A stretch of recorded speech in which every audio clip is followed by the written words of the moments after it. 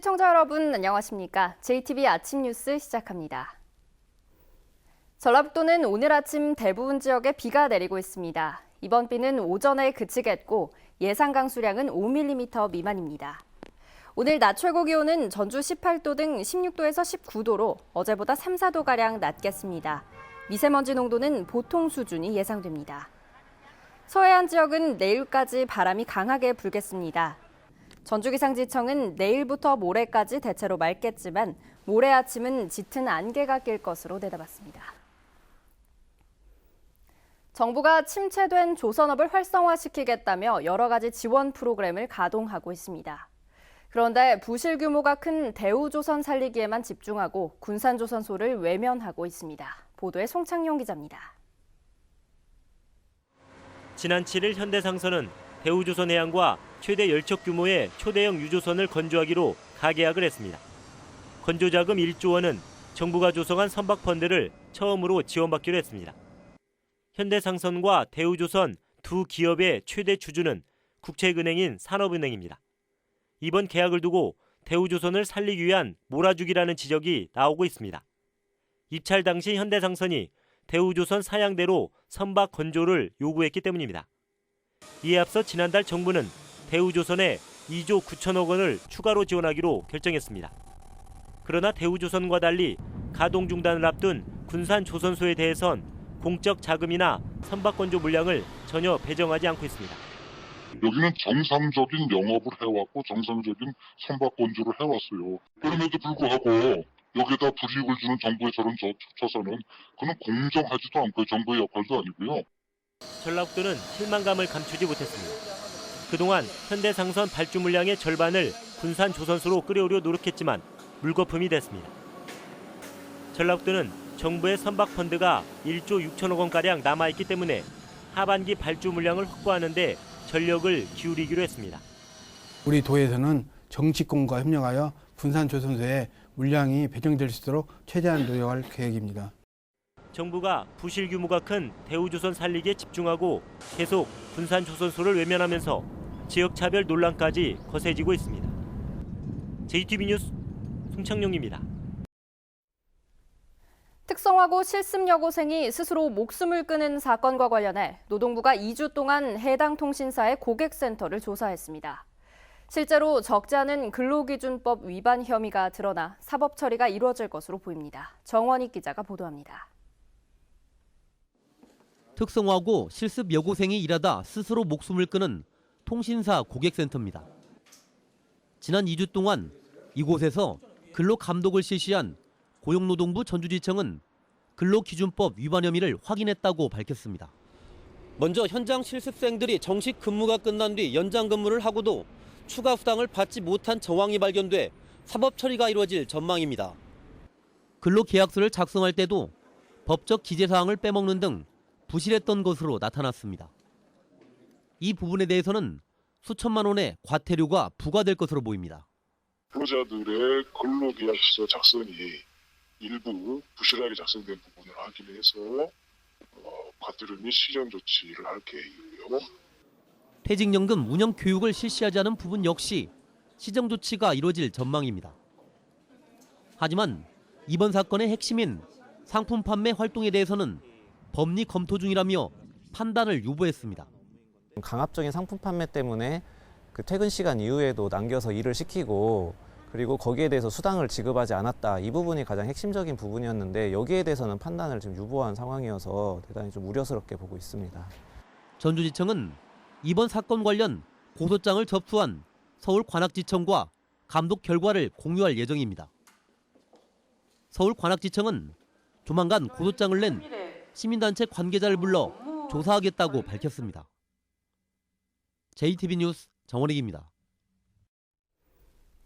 택시가 잡히지 않으니 집에 데려다 달라. 집 나간 토끼를 잡아줘라. 이게 모두 119 소방상황실에 들어온 신고 내용입니다. 119 구급 차량을 멋대로 이용하려는 얌체족들이 적지 않습니다. 그 실태와 문제점을 나금동 기자가 취재했습니다.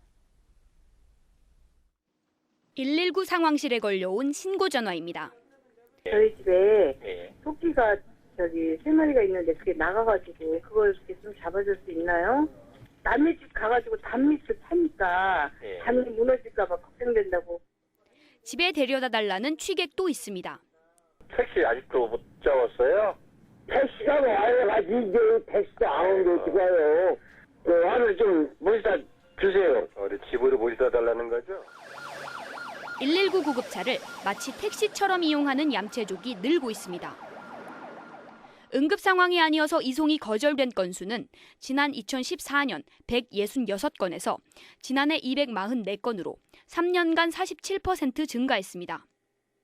술에 취해 신고한 경우가 절반이 넘습니다. 구급대원들은 응급 상황이 아닌 게 뻔해도 일단 출동할 수밖에 없다고 말합니다. 응급 환자의 여부는 최종적으로 병원에서 진단을 하기 때문에 저희가 현장에 도착했을 때 응급 환자로 주장하고 병원 이송을 원하실 경우에는 이송 거절하기가 참 곤란한 상황입니다. 119 대원이 현장에 도착했을 때 위급 상황이 아니거나 병원 진료를 받지 않는 경우 최대 200만 원의 과태료를 부과받을 수 있습니다. 하지만 최근 5년간 전국에서 부과된 과태료는 단 3건에 불과합니다. 과태료를 부과하려면 구급대원이 진료 기록 같은 증빙 서류를 확보해 제출하는 등 절차가 번거롭기 때문입니다. 구급 차량을 택시로 여기는 일부 얌체족이 1분 1초 촌각을 다투는 응급 환자의 골든타임을 뺏고 있습니다. JTB 뉴스 나금동입니다.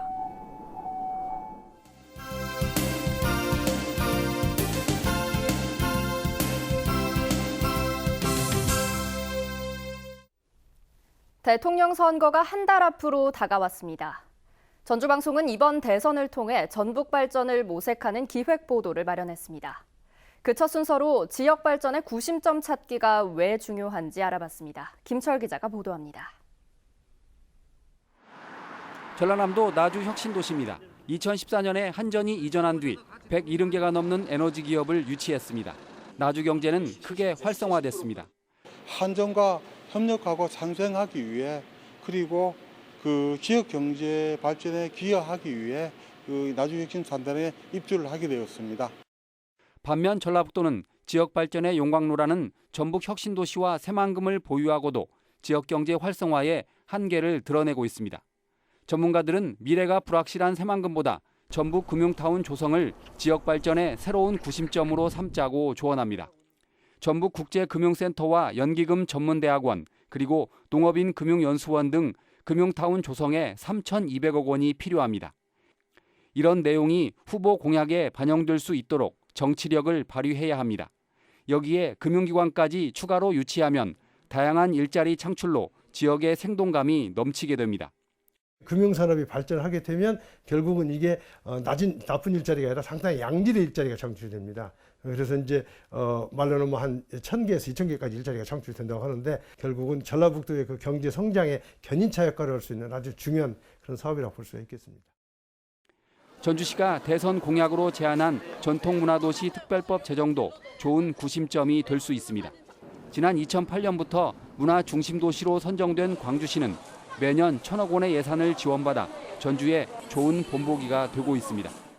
네, 전주를 전통문화 특별시로 지정하면 한옥마을과 연계된 구도심이 살아나고 관광문화가 활성화돼서 고른 발전을 꾀할 수 있으리라고 생각을 하고 있습니다.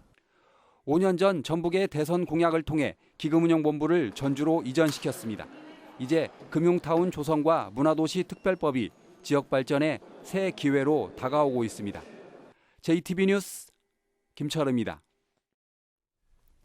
교육부가 고등학교 내신의 절대평가제 도입을 추진하고 있습니다. 내신을 둘러싼 지나친 경쟁과 사교육비 문제를 해소하기 위한 대책인데요. 이럴 경우 일반고 죽이기가 될 거라며 반대 여론도 만만치 않습니다. 조창현 기자입니다. 현재 고등학교 내신은 성취평가제와 석차 9등급제가 동시에 적용되고 있습니다. 하지만 대학 입시에서는 석차 9등급제만 활용되고 있습니다. 석차 9등급제는 상대 평가에 의해 비율에 따라 등급이 부여되는 방식입니다. 그런데 교육부가 석차 등급제 대신 절대평가 도입을 추진하고 있습니다. 내신을 둘러싼 지나친 경쟁과 사교육비 문제 해결을 위해서라는 이유 때문입니다. 하지만 반발이 만만치 않습니다. 일선 학교에서는 내신 절대평가 도입은 자사고, 특목고 살리기이며 일반고 죽이기라고 주장합니다. 건 내신을 통해 수시로 좋은 대학을 가기 위해서거든요. 자사고나 특목고에선 경쟁이 너무 힘드니까. 근데 절대평가면 누가 일반고에 오겠어요? 일반고 죽으라는 소리지. 전북교육청도 공식적으로 반대 의사를 분명히 했습니다. 절대평가 도입 여건이 만들어지지 않은 상태에서 일방적 추진은 많은 부작용이 우려된다는 입장입니다. 고교 서열화를 먼저 폐지하고 대학의 서열화를 완화시킬 수 있는 정책이 병행되었을 때 절대평가가 학교 현장에 제대로 정착될 수 있을 거라고 생각합니다. 일선 고등학교의 내신 부풀리기가 기승을 부리고 대학은 변별력 확보를 위해 대학별 고사를 부활할 것이라는 우려도 나오고 있습니다. 교육부는 공청회 등을 거쳐 오는 7월에 내신 절대평가 도입 문제를 결정할 예정이지만 의견 수렴 과정에서 상당한 진통과 반발에 부딪힐 것으로 보입니다. JTB 뉴스 조창인입니다. 부안의 특산물인 참뽕을 이용한 마스크팩과 핸드크림 같은 화장품이 개발됩니다. 완주 로컬푸드는 올해 연매출 600억 원을 내다보고 있습니다. 주혜인 기자의 보도입니다. 부안 참뽕의 활용 방안이 한층 더 확대됩니다. 부안구는 화장품 업체 나우코스와 협약을 맺고 참뽕을 활용한 마스크팩의 상품화에 협력하기로 했습니다. 지난 2000년 설립된 이 회사는 기초, 색조, 바디 제품 등을 생산하고 있으며 2년 전에는 중국 시장에도 진출했습니다. 이번 MOU 체결을 통해 부안 참뽕의 미용 상품 개발과 상품화에 크게 탄력을 받을 것으로 기대됩니다. 순창군 CCTV 통합 관제센터가 365일 24시간 운영 체제에 들어갔습니다. 순창군은 여성과 어린이들이 자주 다니는 장소에 CCTV 9대도 설치해 범죄 예방에도 큰 도움이 될 것으로 기대하고 있습니다. 순창 군민, 특히 여성과 아이들의 안전을 확실하게 지킬 수 있을 것으로 생각하고 범죄뿐만 아니라 각종 사고를 사전에 예방할 수 있도록 만전을 기해 나가겠습니다. 오는 6월 전북 혁신도시에 농식품 마켓이 정식으로 문을 열면 완주 로컬푸드가 연 매출 600억 원 시대를 맞을 것으로 보입니다. 완주 로컬푸드는 2012년 첫 선을 보인 뒤 해마다 가파른 상승세를 이어가고 있습니다. 독립운동가이자 한글학자인 건재 정인승 선생을 기리기 위한 추모제가 장수에 있는 정인승 기념관에서 거행됐습니다. 장수군은 해마다 4월 10일 추모제를 통해 계북 출신인 선생의 업적을 기리고 있습니다. JTB 뉴스 주혜인입니다. 천혜의 비경을 갖춘 군산 고군산 군도를 국가지질공원으로 인증하는 방안이 추진됩니다. 전라북도는 서해안권 관광산업을 활성화하기 위해 내년부터 고군산 군도를 국가지질공원으로 인증하는 방안을 단계적으로 추진하기로 했습니다. 고군산 군도는 16개의 유인도와 47개의 무인도로 구성돼 있으며 특히 말도의 습곡 구조는 천연기념물 제501호로 지정돼 있습니다. 최근 10년 동안 전북의 소비자 물가 가운데 신선식품은 크게 오른 반면 주택임차료는 안정을 보인 것으로 나타났습니다. 호남지방통계청이 2006년 대비 2016년에 전북 소비자 물가를 분석한 결과 10년 동안 25.3% 올라 전국 평균 상승률과 비슷했지만 신선식품은 53.1%나 상승해 전국에서 세 번째로 높았습니다. 신선식품의 경우 조기값이 전국 평균 상승률보다 3배나 뛰는 등 생선과 어패류 또 과실류의 상승이 영향을 미쳤습니다. 하지만 주택임차료는 10년간 13% 올라 전국 평균 상승률 28.1%의 절반 이하였고 도지역 가운데 두 번째로 낮았습니다. 전주 완산경찰서는 다른 사람의 신분증을 이용해 빌린 차량으로 사고를 내고 달아난 혐의로 17살 이모 양을 조사하고 있습니다. 이 양은 지난 8일 전주시 중화산동의 한 도로에서 무면허로 렌터카를 몰다 주유소를 들이받아 함께 탄 17살 박모 양 등 4명을 다치게 하고 달아난 혐의를 받고 있습니다.